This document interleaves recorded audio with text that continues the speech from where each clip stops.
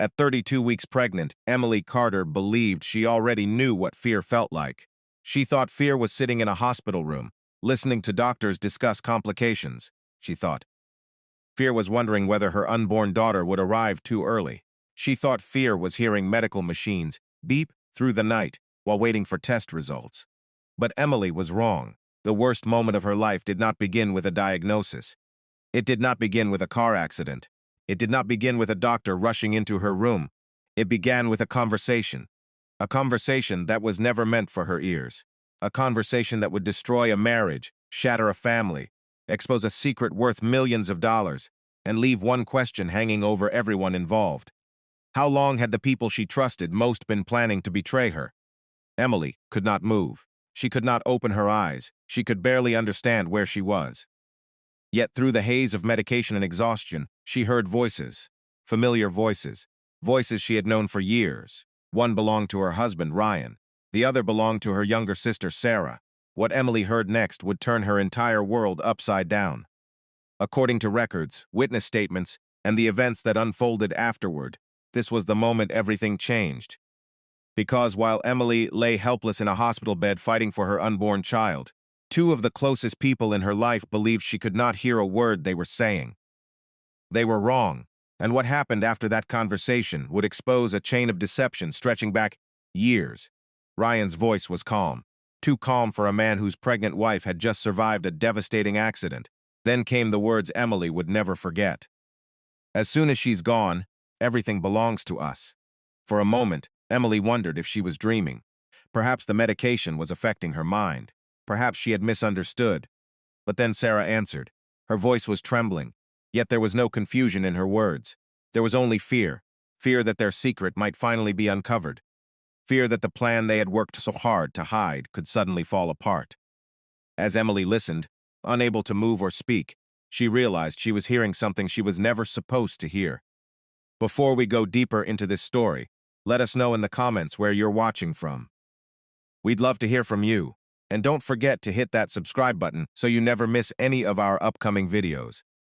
To understand how Emily ended up in that hospital room, we need to go back several years. Because stories like this rarely begin with betrayal, they usually begin with trust. Emily Carter was the kind of person many people admired. Friends described her as dependable, hardworking, and deeply loyal to the people she loved. She grew up in a quiet suburb outside Chicago, where family meant everything. Her parents taught her the value of honesty, commitment, and perseverance. Those lessons shaped her entire life. They also shaped the way she viewed relationships. When Emily trusted someone, she trusted completely. There were no half measures, no walls, no hidden doubts. That trust became even stronger when she met Ryan Carter. Ryan was charming, confident, and ambitious. He worked in commercial real estate and seemed to possess an effortless ability to make people feel comfortable around him. Friends said he always knew the right thing to say. He remembered birthdays. He volunteered at community events. He made a strong first impression on nearly everyone he met. When Ryan and Emily began dating, people around them quickly started talking about marriage. They seemed perfect together. After 3 years of dating, Ryan proposed during a weekend trip near Lake Michigan. Emily said yes immediately. Family members celebrated. Friends congratulated them. Photographs from that period show smiling faces and what appeared to be genuine happiness. Looking back now, some people have questioned whether Ryan's feelings were ever as sincere as they seemed. But at the time, nobody suspected anything unusual. Nobody saw warning signs. Nobody imagined that one day Ryan would become the central figure in a betrayal that would leave an entire family stunned. Then there was Sarah, Emily's younger sister. If Ryan was Emily's partner, Sarah was her closest friend. The two sisters shared a bond many people envied. They spoke almost every day. They celebrated holidays together. They helped each other through heartbreak, career struggles, and personal challenges. Emily often described Sarah as the person she trusted most in the world. When Sarah faced financial difficulties after losing her job, Emily opened her home without hesitation. When Sarah needed support, Emily was always there. That decision would later take on an entirely different meaning. Because while Emily believed she was helping her sister rebuild her life, events were unfolding around her that she could not see. Small moments, seemingly insignificant details. Strange coincidences that appeared harmless at first glance. A missed phone call here. An unexplained absence there. A conversation that suddenly ended when Emily entered the room. Individually, none of these moments seemed important. Together, they would eventually form a picture, far different from the one Emily believed she was living. At the center of everything stood a question nobody was asking yet. Why would a husband and a sister risk everything to betray someone who loved them, both completely? The answer, as investigators and attorneys would later discover, may have had very little to do with love, and almost everything to do with money. Because hidden within Emily's family history was something few people knew about, something connected to her late grandfather, something valuable enough to change lives, something that would eventually give Ryan and Sarah a motive far more powerful than anyone initially imagined. And, as Emily lay in that hospital bed, listening to their whispered conversation, she was only beginning to understand how deep the deception really went. What she still did not know was that the accident that brought her to the hospital might not have been an accident at all. As questions about the accident began to grow, Emily remained trapped inside a body that refused to cooperate. Doctors described her condition as stable but uncertain. Her baby had survived emergency surgery, but the road ahead remained difficult. Friends and relatives gathered at the hospital every day, offering prayers and support. Ryan played the role of devoted husband perfectly. He greeted visitors with tired eyes and worried expressions. He thanked nurses. He answered questions. He accepted sympathy. To everyone watching, he looked like a man carrying the weight of the world on his shoulders. Yet every night when the hallways grew quiet and the visitors disappeared, Ryan's mask began to slip. Emily heard enough fragments of conversations to realize something terrible was happening. Sarah visited almost daily. They thought Emily was unconscious. They spoke carefully, but not carefully enough.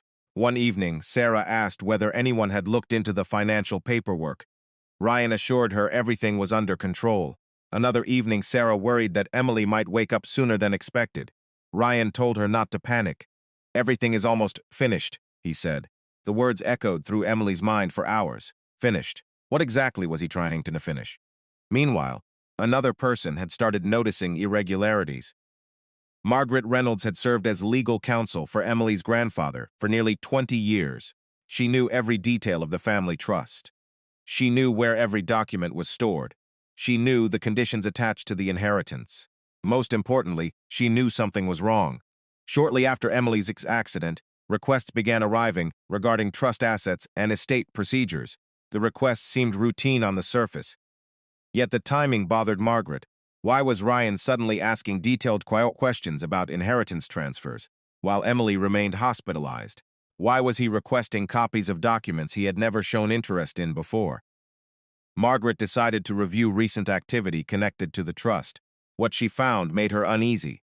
Several financial inquiries had been submitted using information that only a small number of people should have known. Someone had clearly been planning ahead. As Margaret dug deeper, another mystery emerged. Emily's grandfather established the trust decades earlier after building a successful manufacturing business. Most family members knew the trust existed, but few understood its true value. Conservative estimates placed the estate at nearly $8 million. The money was designed to remain protected until specific conditions were met. Emily was the primary beneficiary.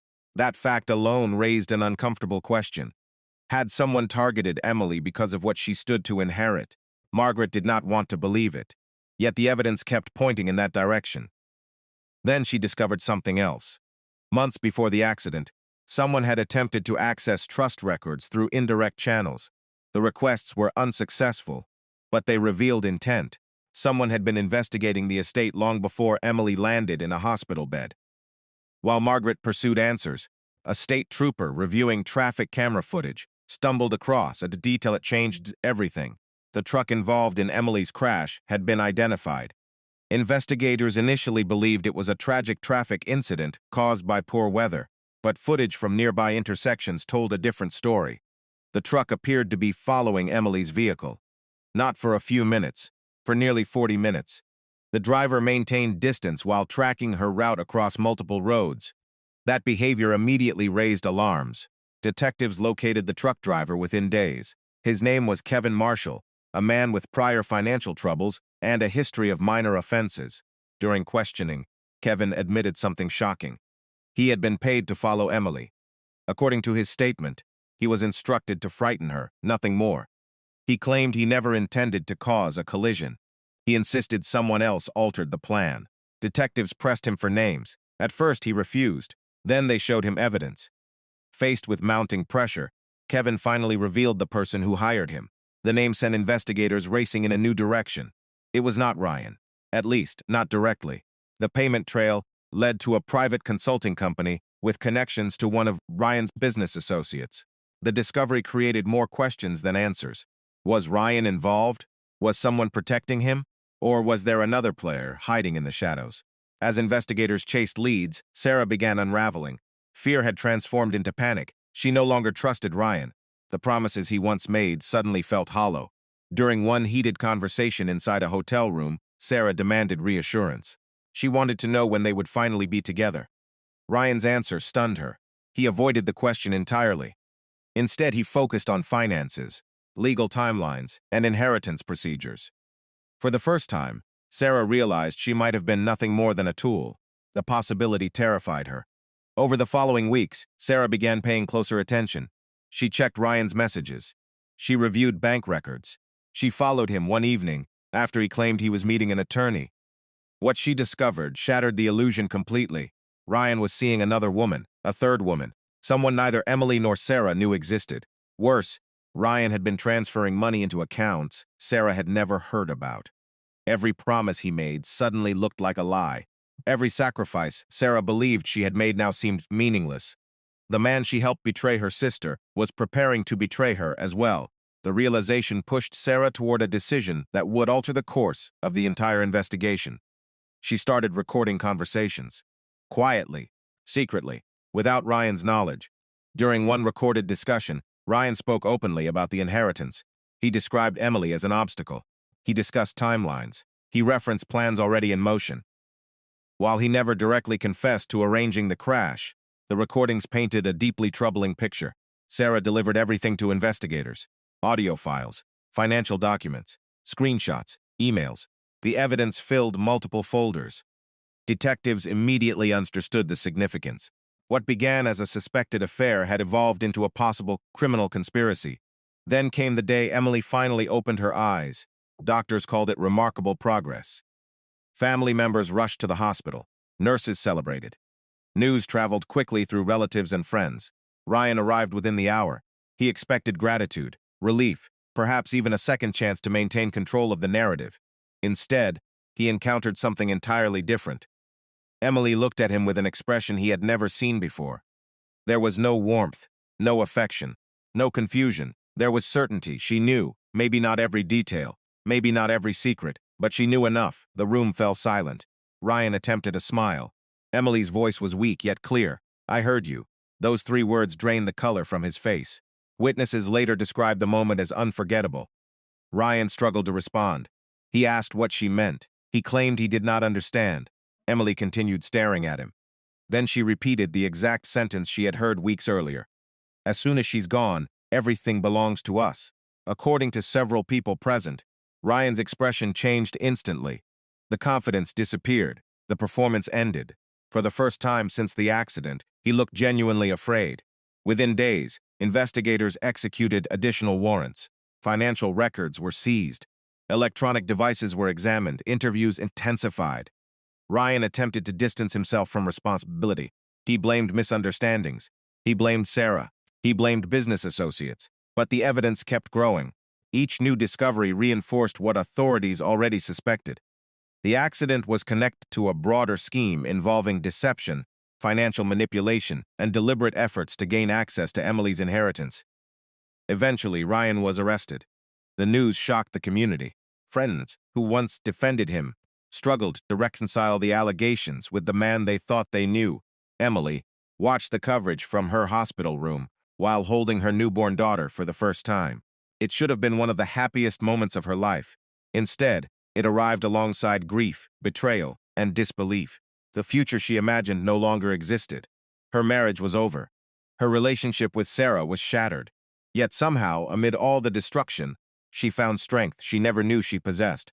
Months later, one final revelation emerged. Margaret Reynolds arrived carrying a sealed envelope left by Emily's grandfather years earlier. The document contained instructions that had never become relevant until now. After reviewing the contents, Margaret shared the truth. If Emily died before receiving the inheritance, the majority of the estate would automatically transfer to charitable foundations, supporting children, hospitals, and educational programs. Ryan could never inherit it. Sarah could never inherit it. The fortune they believed they were fighting for was never available to them in the first place. The irony was impossible to ignore. The conspiracy that destroyed lives had been built around money they could never legally obtain. When Emily learned the truth, she sat quietly for several minutes. Then she looked down at her daughter and smiled for the first time in months. The greed, the lies, the manipulation, all of it had been pointless. In the end, Ryan lost his freedom. Sarah lost her relationship with the sister who once trusted her completely. Their plans collapsed under the weight of their own deception. And Emily, despite everything she endured, survived. She kept her daughter. She protected her grandfather's legacy. And she discovered a truth many people spend their entire lives learning. The most dangerous betrayals rarely come from strangers. They come from the people who know exactly how much trust you are willing to give. So what do you think? If you were in Emily's position, could you ever forgive a sister who helped destroy your marriage?